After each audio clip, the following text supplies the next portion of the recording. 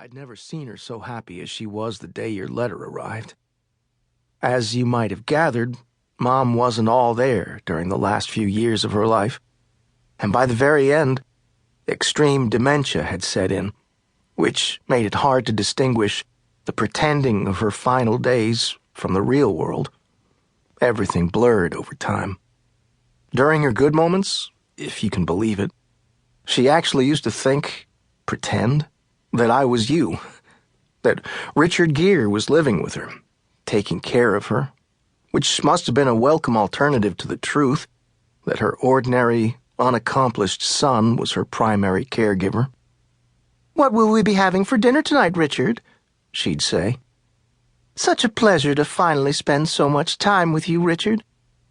It was like when I was a boy, and we pretend we were eating dinner with a famous guest, Ronald Reagan, St. Francis, Mickey Mouse, Ed McMahon, Mary Lou Retton, occupying one of the 2 seats in the kitchen that were always empty, except when Father McNamee visited.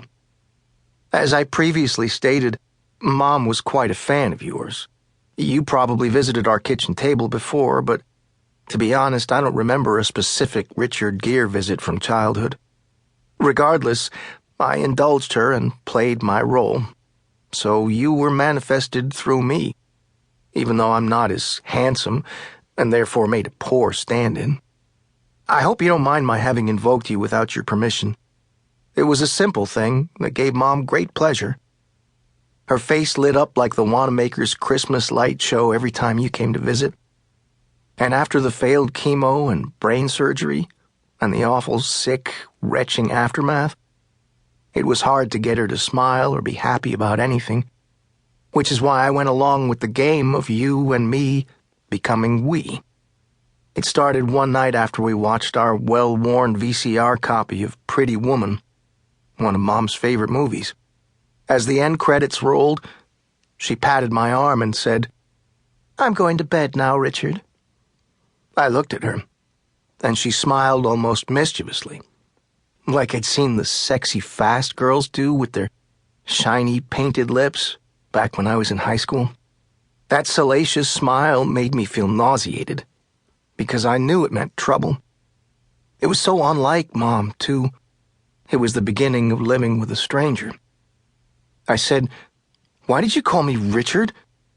She laid her hand gently on my thigh, and in this very flirtatious, girlish voice, while batting her eyelids, she said, "Because that's your name, silly." During the 38 years we had known each other, Mom had never once before called me silly. The tiny, angry man in my stomach pounded my liver with his fists. I knew we were in trouble. "Mom, it's me, Bartholomew, your only son." When I looked into her eyes, she didn't seem to see me. It was like she was having a vision, seeing what I could not. It made me wonder if Mom had used some sort of womanly witchcraft and turned me into you somehow. That we, you and me, had become one in her mind. Richard Gere, Bartholomew Neil. We. Mom took her hand off my thigh and said, "You're a handsome man, Richard, the love of my life even. But I'm not going to make the same mistake twice. You made your choice, so you'll just have to sleep on the couch. See you in the morning." Then she floated up the stairs, moving quicker than she had in months. She looked ecstatic. Like the haloed saints depicted in stained glass at St. Gabriel's, Mom seemed to be guided by divinity. Her madness appeared holy. She was bathed in light.